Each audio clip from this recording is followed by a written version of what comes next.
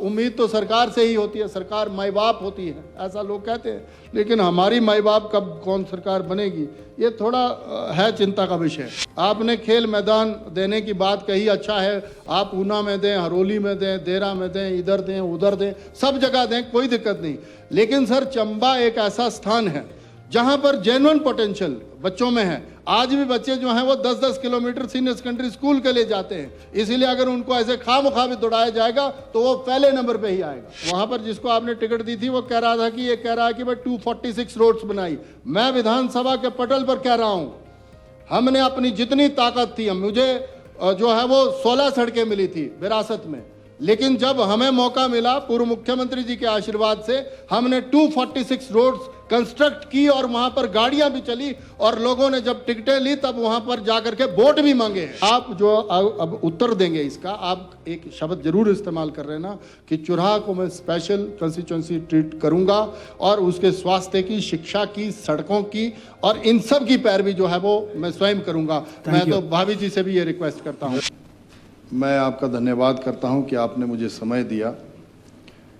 मैं बुटेल साहब की कई बातें सुन रहा था और इनकी जो क्या कहते हैं कि मजबूरियां हैं उनको भी समझ सकता था कि अच्छा बोलना है, क्रिटिसिज्म के लिए क्रिटिसिज्म नहीं करूंगा या मुखालफत हो हर बात की, इसकी भी कोई ज़रूरत नहीं रहेगी मेरे को। लेकिन जिस तरह से माननीय मुख्यमंत्री जी ने, चाचा चौधरी जी ना जब टोकते हैं ना, मेरे को बड़ा अच्छा फील होता है, हमें लगता है हम अभी भी बच्चे हैं। मैं धन्यवाद करता हूं चाचा चौधरी जी का भी, इनके भी डिपार्टमेंट को कुछ नहीं मिला है। हाँ, कटौतियाँ हुई हैं, वो मान्य है। मैं आंकड़ों में नहीं जाऊंगा, उसमें पठानिया जी आएंगे बाद में, ये लाएंगे वो पूरा अकाउंट्स का जिम्मा हमने पूरे हाउस का इनको दिया हुआ है, वो फिर जस्टिफाई करेंगे सारी चीज़ें। और बाकी जो है वो माननीय पूर्व मुख्यमंत्री आदरणीय ठाकुर जयराम जी ने सारा विषय रख लिया है। मेरी सिर्फ चिंता एक ही है कि बजट, चाहे आप ये कहें कि 6.7% की जीडीपी की ग्रोथ हुई है, वो हुई है नहीं हुई है, वो फलीभूत होगी नहीं होगी आगे जा कर के, लेकिन वो रोजगार में कैसे तब्दील होगी या हम डेवलपमेंट कैसे कर पाएंगे, वो जब हम इकोनॉमिक सर्वे पढ़ रहे थे उसमें वो बात शो भी होनी चाहिए। वो शो नहीं होती है तो चिंता जाहिर है। हम लोग चूंकि इस हाउस में पिछले 12-13 सालों में अभी भाषण दे रहे हैं और जब हालात मैं चंबा का देखता हूं जहां से आप भी आते हैं, वहां पर सिर्फ मात्र और मात्र एक विधानसभा क्षेत्र नहीं है जहां पर हरोली का भी जिक्र आ रहा था, पूरे बजट में मैं देख रहा था। इस बार बड़ा मैनेज किया माननीय मुख्यमंत्री जी ने कि हरोली को हर उसके साथ जोड़ के रखा। मुझे तो ये लग रहा था कि जो स्नो एक्टिविटीज़ भी शुरू कर रहे हैं कहीं हरोली में ना शुरू कर दें, वहाँ सिर्फ धर्मशाला ही रह गया। पर मैं उस धर्मशाला में भी डाउटफुल हूँ, सुधीर जी तो इधर आ गए, फिर अब वहाँ किसके लिए। तो मेरा ये आपके माध्यम से पर्यटन में बढ़ावा हो, रोजगार के साधन उपलब्ध हों, हम लोग कृषि बागवानी में और आगे बढ़ें। मैं सुबह एक क्वेश्चन के उत्तर में जैसे आदरणीय जगत सिंह नेगी जी उत्तर दे रहे थे और मैं धन्यवाद करता हूं कुलदीप राठौर जी का, जिस तरह से उन्होंने वो जो ये जो सेब के प्लांट्स हम लोग इंपोर्ट कर रहे हैं उसमें चिंता जाहिर करी है। ये चिंता बहुत सच में भयावह चिंता है। अभी आपने देखा होगा चंबा में भी मनरेगा में भी प्लांटेशन हो रही है, तो वो ऐसी नर्सरियों से हो रही है, वो आगे जा कर के रेड निकलेगा, रॉयल निकलेगा, गोल्डन निकलेगा, वो भी चिंता का विषय। पर रेट अच्छे मिल रहे हैं जिसमें वीडियो ऑफिस में हलचल ठीक रहती है ये, और हाँ नहीं भी निकले इसमें क्या है। तो मेरा ये मानना है कि माननीय मुख्यमंत्री जी इसमें ज़रूर इंटरवीन करें। वो इंटरलॉक टाइल्स की तरह ना हो कि 12 रुपये की टाइल जो है वो फिर लोगों ने 26 में भी टेंडर कर दिए रुपए में। तो मेरा ये आपसे ये निवेदन है कि कृपा करके इसमें आप इंटरवीन करें और सच में मनरेगा एक ऐसा साधन है, हुआ है ऐसे, इसमें जांच बिठाएं आप। मैं कोई ज़ोर से तो बोल रहा नहीं हूँ, लेकिन मुझे जो दर्द महसूस होता है कि ग्रामीण अर्थव्यवस्था को पंचायत ही ठीक कर सकती है, इसमें कोई दो राय नहीं है। कृषि बागवानी पे, और जैसा माननीय मुख्यमंत्री जी ने कल कहा बजट अपने भाषण में कि दूध के रेट इंप्रूव किए, हाँ वो खचरे भी चली हमारे वहाँ तो 1.5 करोड़ की, उसमें भी मैं आपसे भी गुजारिश चाहूँगा क्योंकि आप चंबा से आते हैं और एक सम्माननीय पद पर हैं आप उस तरफ भी ध्यान दें कि जो तथाकथित व्यक्ति आपसे भी मिलते हैं वो है नहीं किसी के, सच्चाई में 26-26 करोड़ का घोटाला कर बैठे, हाई कोर्ट से जमानतें हुई हैं, ये एक चिंता का विषय बना है। 8 मार्च को मैंने एक कार्यक्रम, अभी विश्व महिला दिवस था, उस पर एक कार्यक्रम चुराहा में किया मैंने। उसमें हमने कहा कि हम चिट्टे के अगेंस्ट फाइट करेंगे। आपने ऐसे व्यक्ति को टिकट दी, वो जाकर के जिस दिन विक्रमादित्य जी वहाँ पर गए, उस दिन इनको रिझाने के चक्कर में विक्रमादित्य जी के सामने भाई मैं भी भाषण दे पाता हूँ जिसको टिकट दी हुई है। एक तो लाइट नहीं थी उस दिन जिस टेंट में आपकी प्रेस कॉन्फ्रेंस करवाई गई, ये बड़ा दुर्भाग्यपूर्ण था। और दूसरा जो है वो ये बयानबाजी करता है कि जो ये 51,000 रुपये, मैंने खुद कहा कि जो चिट्टे की जानकारी, मतलब जो बेचने वालों की जानकारी देगा उसको हम 51,000 रुपये देंगे। तो क्या हमने कोई गलत बोल दिया वहाँ पर? और वो व्यक्ति जो है वो सीधे सीधे तौर पर तथाकथित एजेंसियों के साथ मिल करके, अब ये भी मैं माननीय मुख्यमंत्री जी से अलग से चर्चा कर लूँगा कि आप एक बार जांच उस पर भी बिठाओ। हमारे फॉरेस्ट डिपार्टमेंट के लोग यहाँ पर बैठे हुए हैं, कश्मल पे जो तबाही मची है, हमें तो कोई रेवेन्यू ही नहीं आया। लोग आए देहरादून से और अलग अलग जगह से और ट्रक भर भर के गए, मैनेज किए लोगों ने और कहा कि हम यहाँ पर ये दे रहे हैं वो दे रहे हैं। चिंता ये है सर, हमने कहा कि हरित हिमाचल, हरित जो है वो हम प्रदेश बनाने की तरफ जा रहे हैं। मुख्यमंत्री जी हमारी चिंता सिर्फ इतनी है कि कश्मल का पेड़ जब उखाड़ा जाता है, आप तो माननीय स्पीकर साहब जानते ही हैं, अगर सॉइल को कोई जकड़ के रखता है तो वो कश्मल ही रखता है, केमल बोलते हैं हमारे वहाँ तो।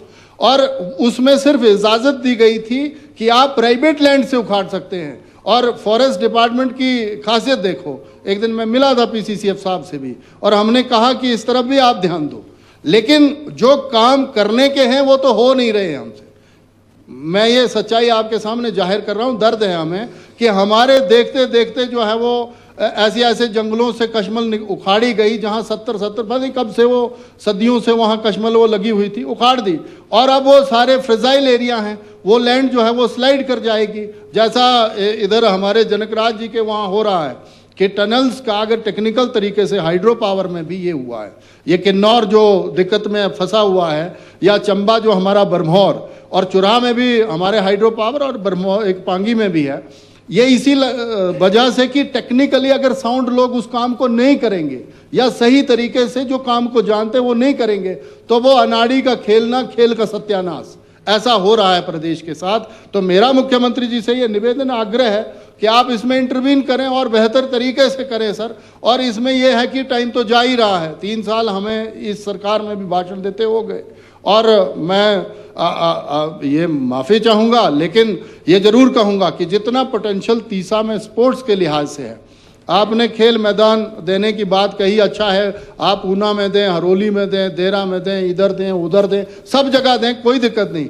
लेकिन सर चंबा एक ऐसा स्थान है जहाँ पर जेन्युइन पोटेंशियल बच्चों में है। आज भी बच्चे जो हैं वो 10-10 किलोमीटर सीनियर सेकेंडरी स्कूल के लिए जाते हैं, इसीलिए अगर उनको ऐसे खामखा भी दौड़ाया जाएगा तो वो पहले नंबर पे ही आएगा, जैसे हम खुद सीनियर सेकेंडरी स्कूल में पढ़े हुए। तो ऐसा जज्बा है बच्चों में। अभी हमारी एक बेटी चंपा जो है वो राष्ट्रीय स्तर पर बहुत अच्छा जबरदस्त खेल खेला उसने, चुराहा से आती है हमारी बेटी। सीमा ने जो, सीमा और चंपा 2 बेटियां, सीमा तो दौड़ी और चंपा ने कबड्डी खेली, बस उसमें बीच में मत आना भी। और जो जो कबड्डी खेलने बच्चों में पोटेंशियल है सर, आपके बटियात में है, बरमौर में है, यहाँ है, वहाँ है। लेकिन चंबा का दुर्भाग्य ये इतना लगता है मेरे को कि हम लोग, कल मैं डॉक्टर राजीव भारद्वाज जी का भाषण सुन रहा था जो उन्होंने पार्लियामेंट में कहा, मैं बधाई देता हूं उनको इस सदन के माध्यम से कि कम से कम उन्होंने ये तो कहा कि पठानकोट जो है वो डलहौजी से मात्र और मात्र यही 50-55 किलोमीटर दूर है, और बनने को तो वहाँ तक आसानी से रेल बनती है, मतलब रेल वहाँ तक भी जा सकती है। लेकिन हम करें, बिलासपुर पहुँचाएं, भानुपल्ली पहुँचाएं, ये लेह लद्दाख ले जाएं, सब जगह ले जाएं, हमें कोई दिक्कत नहीं है। लेकिन नज़दीक के जो सामरिक दृष्टि से महत्वपूर्ण क्षेत्र हैं, वो अगर भारत और कहीं किसी और मुल्क का कहीं लफड़ा होता है तो उसमें अगर कोई ठीक करने वाली स्थिति है तो पठानकोट, ये अम्बाला जो है वो नज़दीक है। आज जिस तरह से ये हमारी बसों को रोका गया है, ये भी चिंता का विषय है। ये जो झंडे वाले वो आ रहे हैं लोग, ये चिंता का विषय है और लोग हरास हुए हैं आज जो पंजाब की तरफ से जा रहे थे। ये सारे संवेदनशील मामले हैं, इसमें आपको मुखर होकर के करना चाहिए। मेरी चिंता सिर्फ इतनी है सर, इस बजट के माध्यम से बेरोजगार लोग बहुत फ़ोन कर रहे हैं, बहुत लोगों ने, जिन्होंने जेबीटी करके रखी हुई है, बीएड करके रखी हुई है, पीजीटी मतलब पोस्ट ग्रेजुएशन करके रखी हुई है या डॉक्टरेट करी हुई है, उनकी चिंता है। ये हमें संवेदनशील तरीके से बजटों में कोई प्रावधान करना पड़ेगा। ठीक है, हमारे माली हालात ठीक नहीं हैं, लेकिन उस संदर्भ में हमें जाना पड़ेगा। और अगर हम आउटसोर्स पे भी भर्तियां किए हुए हैं या अभी जैसे हमारे इसमें पैसे बढ़ाए गए 200, 300, 400, 500 ऐसे ऐसे करके बढ़े आंगनबाड़ी, वो स्वागत योग्य है चीज़, लेकिन एसपीओ को भी हमने उस तरह से ट्रीट किया सर। 26 सालों से वो उस टाइम उनकी अपॉइंटमेंट हुई है। ये तो शुक्र है मैं 10वीं नहीं हुआ था 98 में, नहीं तो मैं भी एसपीओ लगा होता और चाचा चौधरी जी खुश हुए होते कि देखो वो एसपीओ लग गया। हमारे भी हालात ठीक नहीं थे, पिताजी मजदूरी करते थे, पाइप फिटरी थे, तो 1200, 1500, 700 इतनी तनख्वाह होती थी तो लग जाते थे, हम भी लगे होते।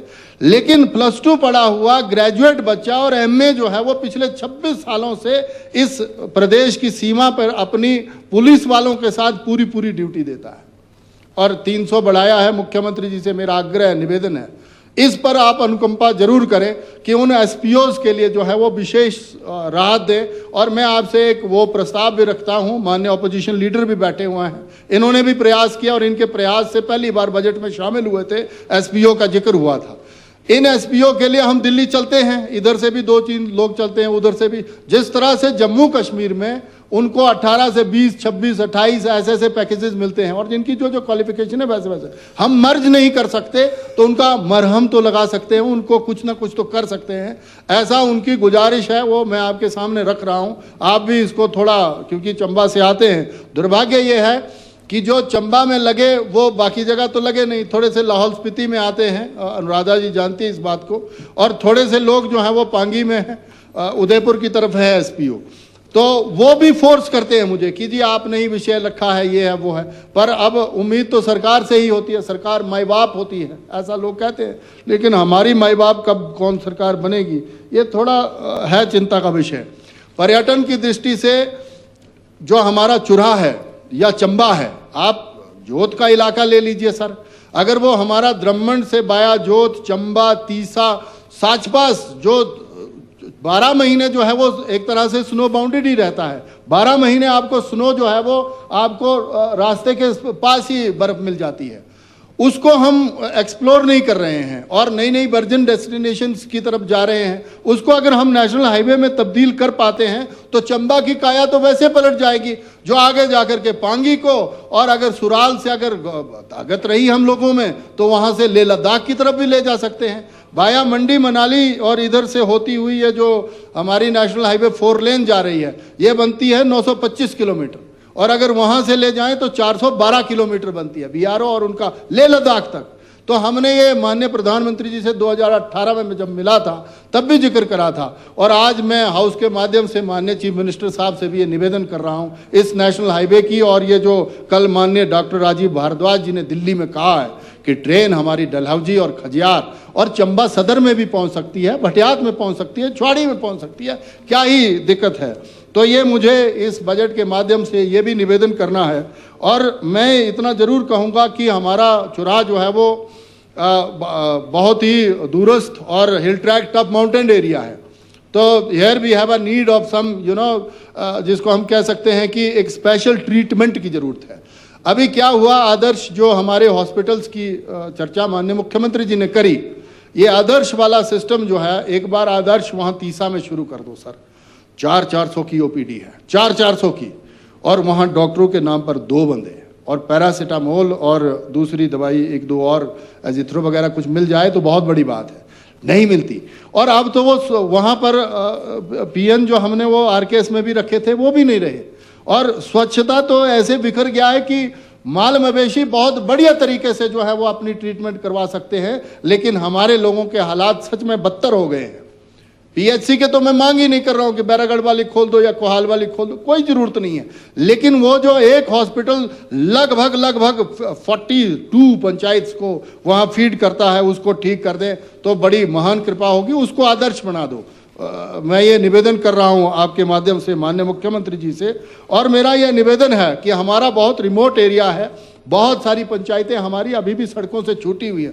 कल माननीय विक्रमादित्य जी परसों ऐसे वो इंटरवीन करके बोल रहे थे, मैं उनको ये कहता हूँ कि हमने जनवाद से सुईला की गिफ्ट डीड करवा दी है, इसमें पैसे दो, नाबार्ड वाले भी पैसे हमें नहीं देते, जिसकी चिट जाती है उनको ही वहां से मिलते हैं, हमारे तो कभी खर्च हुए ही नहीं होंगे। किसी दिन झगड़ा वहां भी होना है कि भाई तुमको जब तक चिट नहीं आती तब तक तो पैसे ही नहीं देते आप लोग। ये हमारे साथ है ही नाइंसाफी।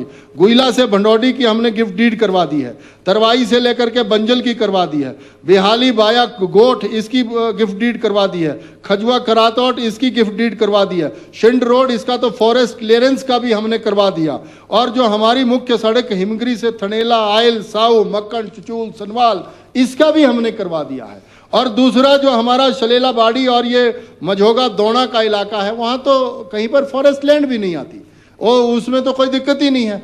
मैं पीछे वो जो वहाँ पर जिसको आपने टिकट दी थी वो कह रहा था कि ये कह रहा है कि भाई 246 रोड्स बनाई, मैं विधानसभा के पटल पर कह रहा हूँ हमने अपनी जितनी ताकत थी, मुझे जो है वो 16 सड़कें मिली थी विरासत में, लेकिन जब हमें मौका मिला पूर्व मुख्यमंत्री जी के आशीर्वाद से हमने 246 रोड्स कंस्ट्रक्ट की, और वहां पर गाड़ियां भी चली, और लोगों ने जब टिकटें ली तब वहां पर जाकर के वोट भी मांगे हैं। तो ये इस तरह का, और ये जो चिट्टे वाला उसमें वो गड़बड़ ना करे, बोल दिया तो निकल भी गया। हाँ चलो निकाल दो गुरु, कोई दिक्कत नहीं। तो मेरा ये निवेदन है, हमारी कोहाल से लेकर के सेपरोड तक हमने रोड बना दी थी, ये माननीय पूर्व ये हमारे पीडब्ल्यूडी मिनिस्टर साहब गए, ये चाहते तो उसका उद्घाटन कर सकते थे, हमने बाकायदा टायरिंग भी करवा दी है, जाओ भाई टायरिंग करो, लेकिन नहीं कर पाए। और कोहाल से सेपरोट और सेपरोट से मसरूंड इसको जोड़ा जा सकता है बड़े मजे से, वहां भी हमने क्लियरेंसेस दिलवा दी गई है और गिफ्ट डीडें भी करवा दी है। सर हमारे जितने स्कूल्स बंद हुए हैं, प्राइमरी स्कूल्स, 3 प्राइमरी स्कूल जो बंद हुए हैं, वहां पर बच्चों को 4-4 किलोमीटर 5-5 किलोमीटर आप सर्वे करवा लो, वहां बहुत जरूरी है। मैंने शुरू में भी कहा था कि हमारे लिए यह बहुत जरूरी है सर कि हम हर विधानसभा क्षेत्र को एक तराजू में ना तोलें, हमें जो है वो स्पेशल, मैं तो मुख्यमंत्री जी से तब व्यवस्था परिवर्तन मानूंगा जब अपना उत्तर देंगे तो ये कहेंगे कि मेरा जो बिजली बोर्ड का जो डिवीजन खत्म हुआ है उसको मैं बहाल करता हूं, ये रिक्वेस्ट है मेरी। और दूसरा सब डिवीजन भी नहीं, ध्यान में है ये भी, हाँ ध्यान में है, मैं नहीं ये सुन लेंगे। और जो हमारा सब डिवीजन खोया है हमने उसको बहाल कर दे। 2 चीजें बड़ी इंपॉर्टेंट है, लाइट की वजह से बड़ा मुश्किल हो गया मुख्यमंत्री, आपने कहा भी है, आप जब इसका उत्तर देंगे तो आप घोषणा ही कर देना कि भाई चलो हो गई अब ये कहानी पूरी, तो ये कर देना। और ये आदर्श स्वास्थ्य जो हमारा हॉस्पिटल है 100 बेडेड किया है पूर्व मुख्यमंत्री जी ने, व्यवस्थाएं में सच में 17 डॉक्टर थे पूरे 4 साल जब तक हमारी सरकार रही, अब नहीं है 2 ही डॉक्टर। तो ये 2 काम तो बड़े ही जरूरी है, बाकी वो तारकोल ये बस अड्डे पे बिछा नहीं बिछा, चलो धूल चली है 2-2.5 साल और सहन करेंगे, क्या दिक्कत है। लेकिन मेरा ये निवेदन आग्रह है आपसे, ये बड़ा विनम्र आग्रह है कि एक तो हमें ये 2-3 काम बहुत जरूरी हैं, तो मैं जो ये आपसे ये गुजारिश कर रहा था, ज़्यादा भाषण नहीं दूंगा मैं, लेकिन मेरा ये निवेदन है, एक जो वन मित्रों की और ये जो स्वास्थ्य मित्र कोई बताए गए हैं, वन मित्रों में जयराम जी कह रहे हैं कि मित्रों से बाहर निकलो चलो वो आप निकले ना निकले।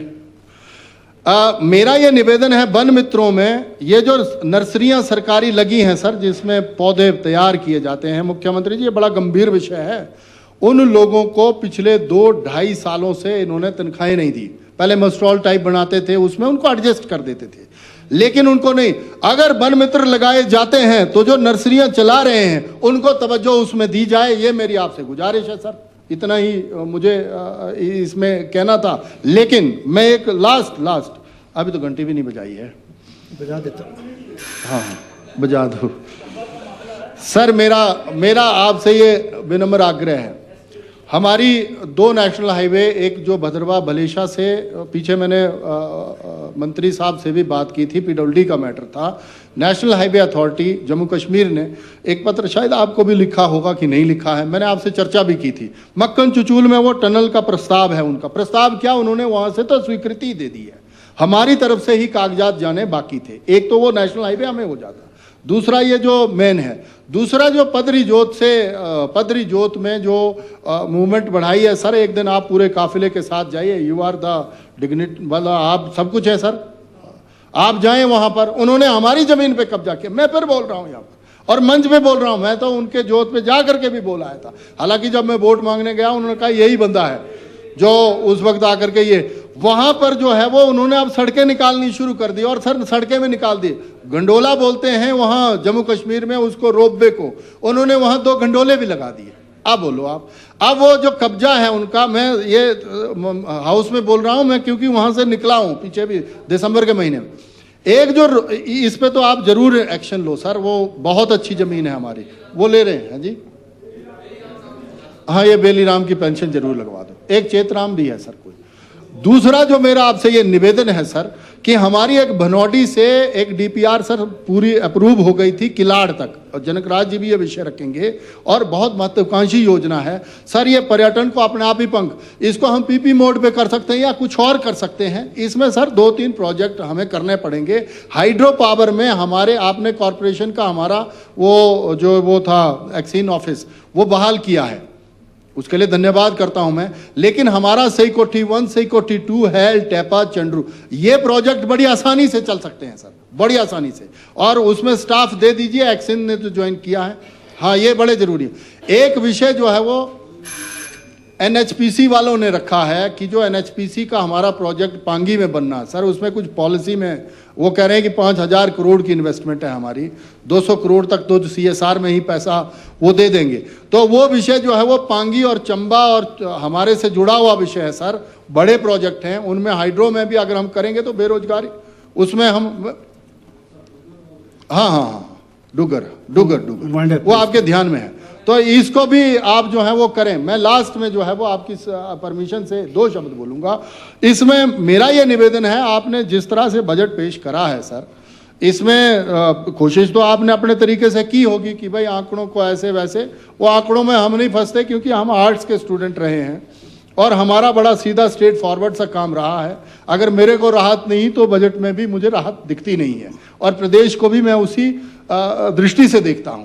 इसीलिए मेरा निवेदन है, आप जो अब उत्तर देंगे इसका, आप एक शब्द जरूर इस्तेमाल कर रहे ना कि चुराह को मैं स्पेशल कंस्टिट्यूंसी ट्रीट करूंगा और उसके स्वास्थ्य की, शिक्षा की, सड़कों की और इन सब की पैरवी जो है वो मैं स्वयं करूंगा। मैं तो भाभी जी से भी ये रिक्वेस्ट करता हूं। आपने मुझे समय दिया, आपका बहुत बहुत धन्यवाद। बजट में कुछ ऐसा है नहीं जिसकी मैं